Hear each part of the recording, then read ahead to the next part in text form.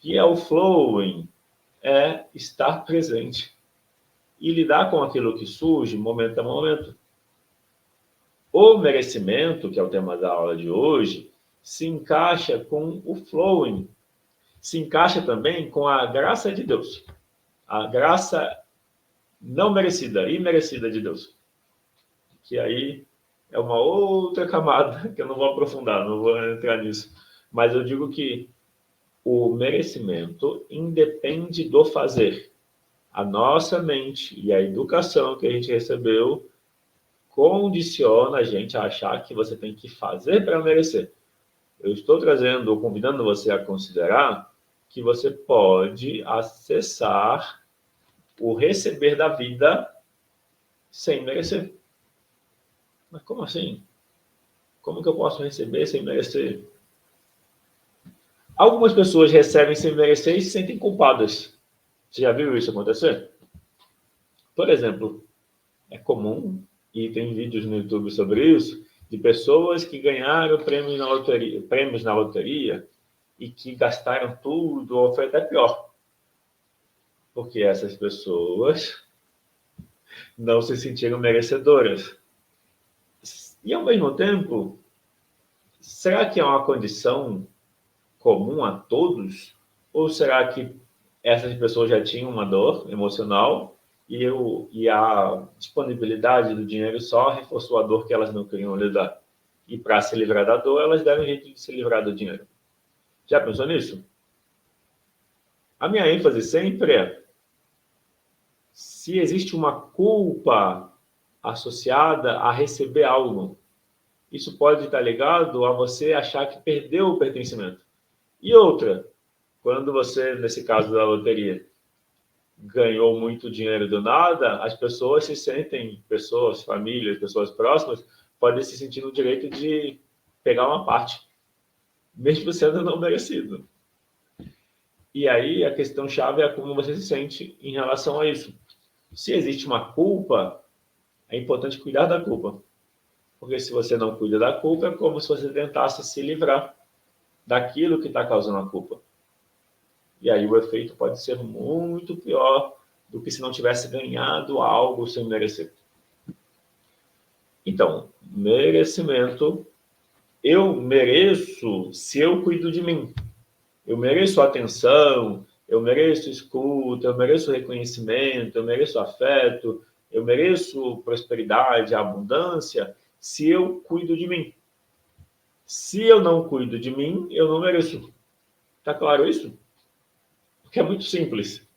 Se você quer coisas que não estão chegando para você, experimenta olhar para isso. Faz essa reflexão. O quanto eu estou cuidando de mim? Experimenta começar a cuidar de si emocionalmente falando. Experimenta se ouvir, se perguntar qual cuidado eu preciso, como eu cuido de mim. Leva a atenção para isso diariamente. Na forma de meditação, na forma de oração. Use alguma forma, mas é importante que seja vivencial. Não adianta ficar só no pensamento, fazendo afirmações. Tem pessoas que fazem afirmações e, para elas, essas afirmações já tocam nas emoções. Se for assim, perfeito. Mas para muitas pessoas, a mente é muito ativa e só falar não muda nada. Então não adianta falar afirmações se não tocar o sentimento. Como que você percebe isso? Você está usando afirmações e o seu comportamento está mudando? Você está lidando diferente com as situações que acontecem? Se você está percebendo mudanças no seu comportamento, exemplo, o medo está diminuindo. Eu sempre reforço isso. 2 tipos de medo. O medo físico, que preserva a vida, e o medo mental, que é o medo da imaginação. Medo da frustração, do abandono, da rejeição, da traição, medo da perda, ou seja, medo de situações que podem acontecer. Então, 2 tipos de medo. Esse medo em excesso mental é o medo que, se você se relacionar com as suas emoções, cuidando delas, ele diminui. Eu poderia dizer que no mesmo momento que você cuida das emoções, O problema é que a gente foge do medo. E às vezes esse fugir do medo está tão enraizado que mesmo querendo, muita gente não quer.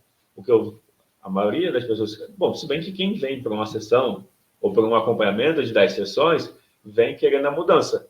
E mesmo quem quer a mudança, às vezes se protege. A forma da pessoa fugir do medo é ela contar histórias. Quando a gente está contando história, a gente está fugindo da emoção que está presente. Então, o medo está presente porque eu estou lidando com algo novo, que me desafia, que pode dar errado. Aí, o que eu faço? O caminho, muitas vezes, para a maioria das pessoas, é fugir do medo, fugir do que eu estou sentindo. Toda vez que eu fujo do medo, toda vez que eu fujo do que eu estou sentindo, esse medo aumenta. Qual é o caminho que resolve? Se permitir sentir o medo. Será que esse medo é tão ruim que se você der boas-vindas para ele, o efeito seria tão negativo assim? E se você simplesmente se permitir sentir o medo, der boas-vindas para ele, conversar com ele, reconhecendo que, na verdade, ele quer mostrar que falta conexão de você com você, do racional com o emocional. Falta essa conexão, falta esse interesse, falta esse apoio. É como se o eu racional precisa mostrar para o eu emocional que ele se interessa e apoia. Muitas vezes, por não ter essa compreensão, daí vem o sentimento de não merecimento. Então, eu estou mostrando que o não merecimento que muitas pessoas sentem vem da relação que elas têm com ela. E essa relação que você tem com você foi aprendida na relação com os pais ou na ausência dessa relação. Então, para mudar o merecimento, primeiro, você precisa focar nessa relação, que é o autocuidado emocional. Não é só um autocuidado físico, de alimentação, é um autocuidado de interesse, de autoempatia, de permitir sentir o que está sentindo. Se você foge do medo, experimenta cuidar do medo, experimenta conversar com o medo que você sente. Eu sei que é um reflexo para fugir. É um reflexo tão grande que parece algo irracional, que você nem quer chegar perto. Para algumas pessoas é assim, de tão terrível que é o medo. Só que aí você, então, nesse caso, você precisa ir devagar, pelas beiradas, ganhando confiança, trabalhando cada pedacinho do medo. É por isso que às vezes leva mais tempo, porque você precisa ganhar confiança. E o medo é exatamente essa falta de confiança. Mas qual é o caminho para resolver o medo? Focar na necessidade não atendida por trás do medo. Qual seria a necessidade não atendida por trás do medo? Segurança. Segurança e proteção é sinônimo. Quem se sente seguro se sente protegido, e vice-versa. Protegido se sente seguro. Então é sinônimo. Tanto faz o nome que você usar. Ou segurança, ou proteção, dá na mesma. O medo em excesso fala que o eu emocional não está se sentindo seguro e protegido. Você não está dando essa segurança para ele. E por que você está fazendo isso? Porque você aprendeu na infância com os pais. E, claro, você aprendeu a evitar contato com esse medo. Para evitar contato com esse medo, você buscou controlar as situações. Ou fugindo, sendo esquivo, fugindo da dor da rejeição. As feridas são a tristeza. A ferida emocional é a tristeza. Então, fugindo da tristeza que veio da rejeição, sendo evitador, fugindo. Criando dependências, sendo independente para fugir da dor do abandono.